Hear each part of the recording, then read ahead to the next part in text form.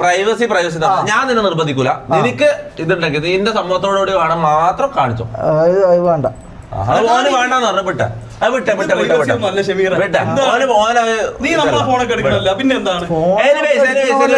പറയാൻ പറ്റില്ല. ഇനി വല്ല എന്തെങ്കിലും ഉണ്ടാവില്ല പിന്നെ തൂങ്ങും. എന്ത്